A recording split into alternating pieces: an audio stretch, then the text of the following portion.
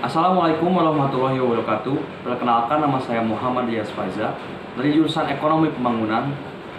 Pada kesempatan kali ini, saya akan memaparkan sedikit materi mengenai manajemen modal kerja atau working capital management. Manajemen modal kerja adalah manajemen yang terdiri dari unsur-unsur aktiva lancar dan hutang lancar. Tujuan dari manajemen modal kerja adalah mengelola aktiva lancar dan hutang lancar dan menjamin tingkat likuiditas atau daya kekuatan perusahaan. Hal utama dalam manajemen modal kerja adalah manajemen aktiva lancar perusahaan berupa kas, sekuritas, piutang, persediaan, dan pendanaan yang diperlukan untuk mendukung aktiva lancar. Pentingnya manajemen modal kerja adalah keputusan modal kerja berdampak langsung terhadap tingkat risiko, laba, dan harga saham perusahaan. Adanya hubungan langsung antara pertumbuhan penjualan dengan kebutuhan dana untuk membelanjai aktiva lancar. Selanjutnya ada konsep modal kerja yang dibagi menjadi 3. Yang pertama, konsep kuantitatif. Modal kerja menurut konsep kuantitatif adalah jumlah keseluruhan dari aktiva lancar. Unsur-unsur dari modal kerja kuantitatif meliputi kas, sekuritas, piutang, dan persediaan. Selanjutnya adalah konsep kualitatif. Menurut konsep kualitatif, modal kerja adalah kelebihan aktiva lancar di atas hutang lancar. Modal kerja dihubungkan dengan besarnya hutang lancar yang harus dilunasi. Sebagian aktiva lancar yang dipergunakan adalah hutang dagang, hutang wesel, hutang pajak, dan sebagian yang digunakan untuk membelanjai kegiatan operasi perusahaan. Lalu yang terakhir adalah konsep fungsional. Modal kerja menurut konsep fungsional adalah modal kerja yang terdiri dari modal kerja real dan modal kerja potensial. Modal yang digunakan untuk menghasilkan current income atau konsep yang berdasarkan pada fungsi dana yang digunakan untuk memperoleh pendapatan, baik pendapatan saat ini maupun pendapatan pada masa yang akan datang. Lalu selanjutnya, di dalam manajemen modal kerja ada kebijakan modal kerja. Setiap perusahaan memiliki kebijakan yang berbeda dalam mencapai tujuannya. Untuk mencapai tujuan perusahaan, kebijakan dalam pengelolaan manajemen modal kerja juga berbeda. Menurut Martono dan Agus Harjito, ada 3 tipe kebijakan modal kerja yang kemungkinan digunakan oleh perusahaan, yaitu kebijakan konservatif. Kebijakan konservatif merupakan kebijakan modal kerja yang dilakukan secara hati-hati. Pada kebijakan ini, modal kerja permanen dan sebagian modal kerja variabel lainnya dibelanjai dengan sumber dana jangka pendek. Lalu selanjutnya ada kebijakan agresif.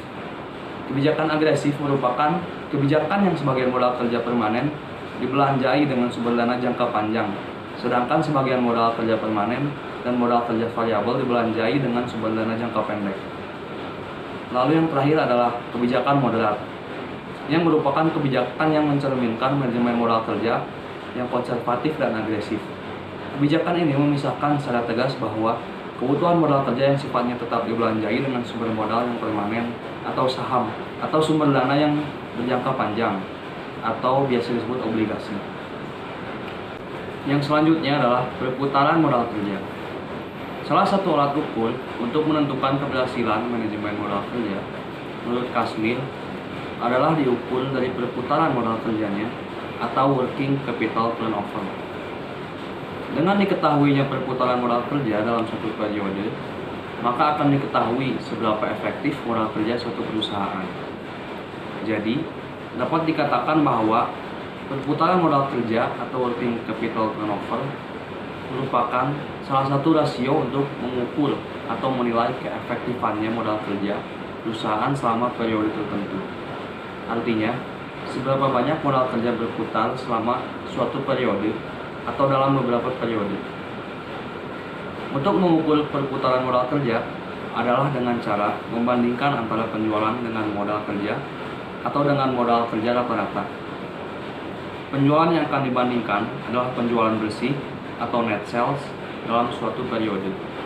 Sedangkan pembandingnya adalah modal kerja dalam arti seluruh total aktiva lancar atau current assets, atau dapat pula digunakan modal kerja rata-rata. Pengukuran ini sebaiknya menggunakan 2 periode atau lebih sebagai data pembanding, sehingga memudahkan kita untuk menilainya. Rumus yang digunakan untuk mencari perputaran modal kerja adalah sebagai berikut. Yang pertama adalah penjualan bersih dibagi modal kerja rata-rata, atau penjualan bersih dibagi dengan modal kerja.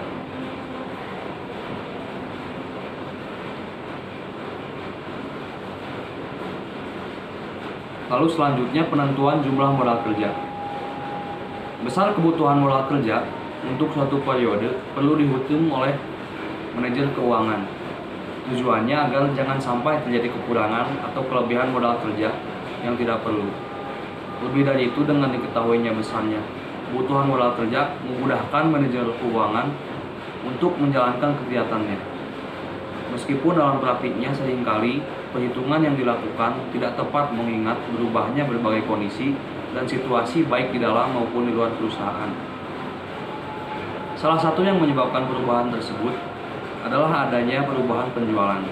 Sebagai contoh, apabila penjualan meningkat, maka akan memperbesar modal kerja. Tetapi besarnya tergantung pada keterikatan dalam tiap pos aktiva lancar sesuai kebijakan yang telah ditentukan. Demikian pula sebaliknya. Kebutuhan modal kerja suatu perusahaan harus dihitung secara cermat sehingga mencerminkan kebutuhan yang sesungguhnya. Dalam praktiknya, besar kecilnya kebutuhan modal kerja suatu perusahaan sangat tergantung dari dua hal, yaitu besar kecilnya operasi pokok atau penjualan. Artinya makin besar operasi pokok atau penjualan, maka kebutuhan modal juga makin besar. Demikian pula sebaliknya, apabila operasi pokok kecil, maka modal kerja juga besar. Lalu kecepatan perputaran modal kerja. Artinya, makin cepat berputar modal kerja, maka kebutuhan modal kerja juga relatif besar. Demikian pula sebaliknya, makin lambat perputaran modal kerja, maka kebutuhan modal kerja juga relatif kecil. Untuk mengetahui besarnya kebutuhan modal kerja, menurut Kasmir, dapat dihitung dengan beberapa cara atau metode. Penggunaan metode mana yang akan digunakan tergantung dari pimpinan perusahaan. Berikut ini metode yang digunakan untuk menghitung kebutuhan modal kerja. Dapat digunakan dengan dua cara, yaitu yang pertama, metode saldo rata-rata. Yang kedua, metode unsur biaya. Kebutuhan modal kerja dihitung dengan cara metode saldo rata-rata adalah dengan membandingkan antara penjualan bersih dengan perputaran modal kerja. Rumusnya adalah penjualan bersih dibagi dengan perputaran modal kerja. Mungkin demikian materi mengenai manajemen modal kerja atau working capital management yang dapat saya sampaikan pada kesempatan kali ini. Mohon maaf bila ada kesalahan kata atau kekurangan yang lainnya. Wassalamualaikum warahmatullahi wabarakatuh.